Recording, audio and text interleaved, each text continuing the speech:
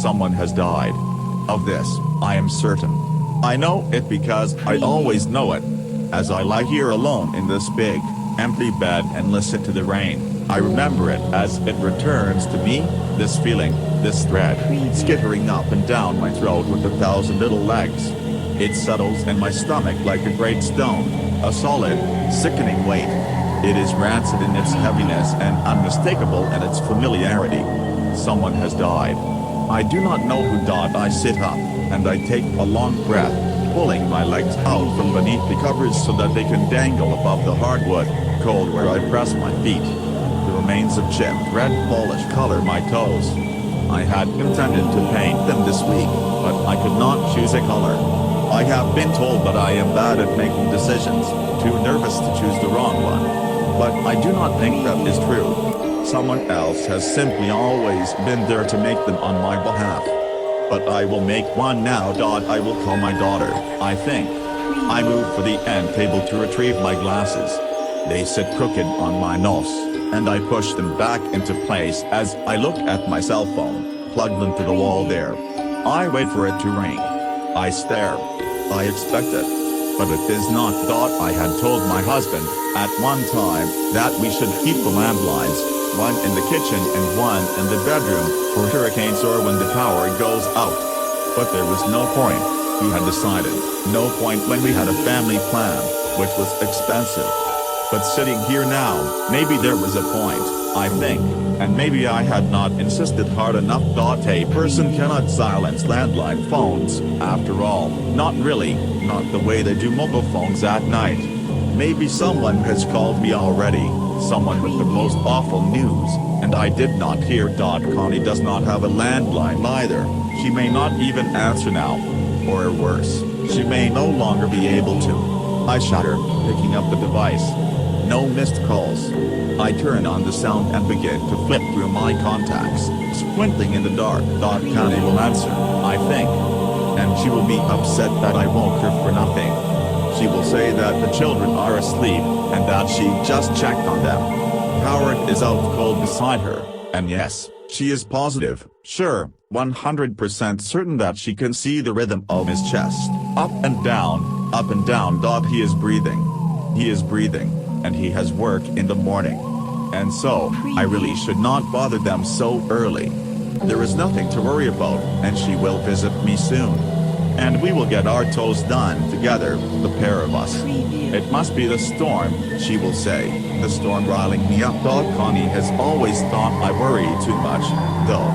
And maybe I do. I place the phone back down. I will not call her, I think. I have nothing to fret over. The phone has not rung. No one has called. And they always do it so tactfully, in hushed voices, as if the most terrible part of the announcement is the waking, the "oh, so sorry for disturbing you," apostrophe, and I stare at the phone again. I wait. It does not ring. I hover a hand over it, but I do not pick it up to make the call. I should not disturb her. But someone has died. Of this, I am certain. My father died when I was 6 years old. I first felt this peculiar nauseous feeling, the sensation of knowing, as I lay in a bed much smaller than this one, with a delicate white metal headboard, wrought into the shape of flowers. I awoke and stared at the ceiling, taking a long, labored breath and pulling the heavy comforter up to my chin, just as I always did to fight off the wind that could fill that room in the winter months. It rattled the windows, and it rattled me, shaking my very bones as I rolled over to look at the little toy chest across the room. It had been gifted to me by some distant cousin when I was very, very young, too young to recall the party, but it had sat there for as long as I could remember, as if it had always existed right there alongside me. It now sat properly shut for the night. But that was when the sensation came for the first time, this indisputable, terrible stone in my gullet. Softly, as not to disturb my parents, I pulled myself upward to sit atop the mattress, and crawling to the floor, I crept inch by inch, across the room, my hair dangling over my face. I paused above the toy box, and I stared down at it. And for reasons I even now cannot dare say, I opened the lid. I do not know how my father got inside. But I saw his bulging, bloodshot eye, staring up at me in the dark. The rest of his swollen features obscured and buried by the clutter. A baby doll whose unhinged eyes have broken, forever open, a spinning top, a velveteen teddy bear, and assemblages of blocks. My father's eye looked up at me from beneath them all. It blinked, and at last, he said my name, his voice hoarse, a hollow, splintered noise, uttered through unseen lips from the very depths of his ravaged throat, the worst noise I'd ever heard. "Oh, Cassie."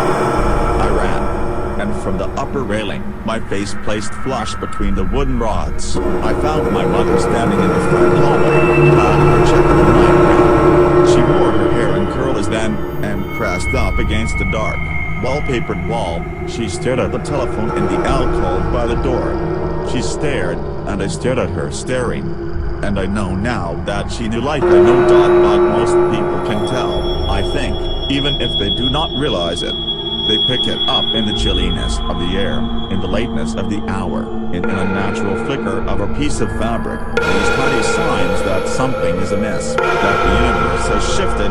They create in a person with enough sense to see, a terrible, sinking, heavy feeling.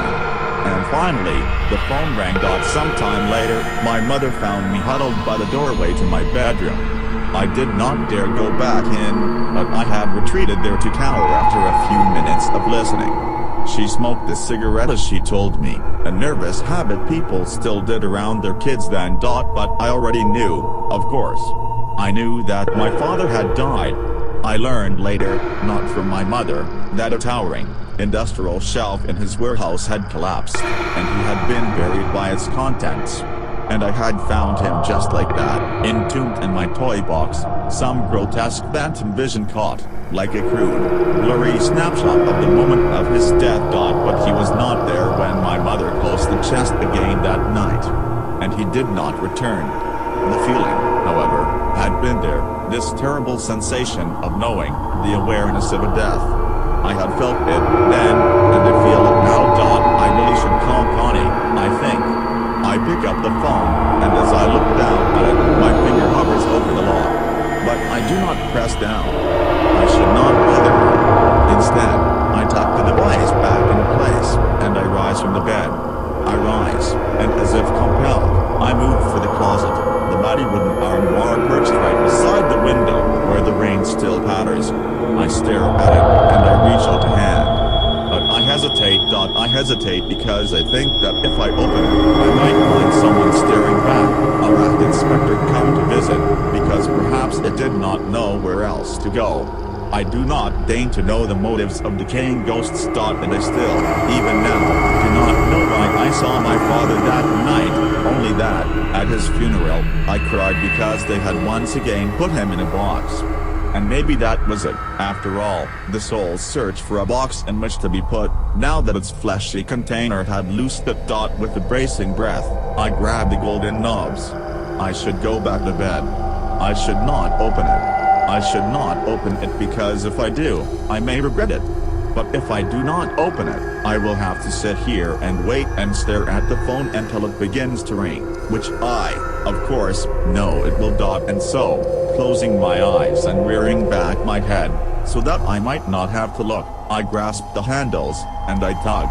I tug, and the armoire opens, and I dare not peek. I count to 3 in my head. And in the very back of my mind, I can see Connie now. Think of her as a child, in a red dress we had bought her for Christmas. I should like to remember her that way, I think, not how I remember my father, not as a faceless, black-and-eyed in a box. I turn back my head. I take another breath, and I open my eyes. I see clothing, and only clothing, a closet full of patterned blouses and dresses I have so few opportunities to wear.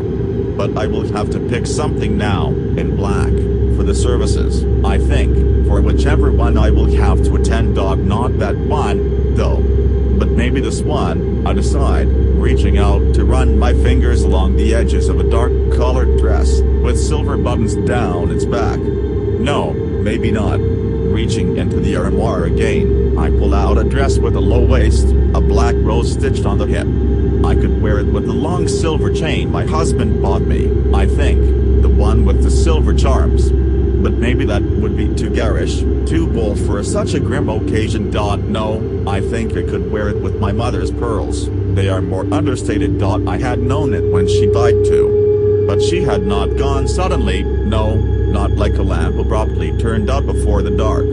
Her own end had come gradually, like the waning glow of sunset, bit by bit, until night could be the only natural, expected conclusion. The phone rang in the middle of the afternoon that day, when I had been folding laundry, the weight of knowing in my stomach. The hospital had told us to go home and to rest that morning, and that they would call if anything changed. But something had indeed changed before they decided to tell us. I wandered into the kitchen that day to find Connie already with the telephone's cord jumbled around her elbow. And I knew for certain I should call Connie now. I think I should have her check on Howard and the children. No, it would wake them. They would be upset. And really, it is just as likely to be a coworker or someone from the church. These thoughts bring no comfort. But still, wrapped in them, like a terrible, freight quilt, I reach into the closet once more, shifting through the row of heavy clothing, in search of the long-sleeved dress with the belt. I will wear that one to the funeral, I think.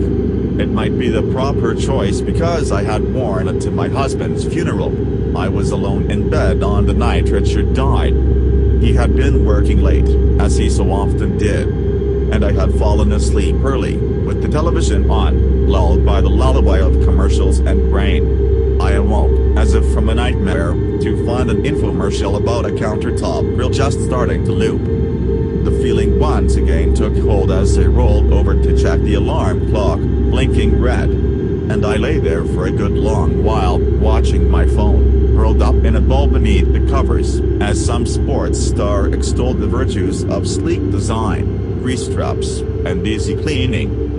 The phone rang at 2:27 in the morning. And it was on the third chime that I felt a sudden shift in the bed beside me.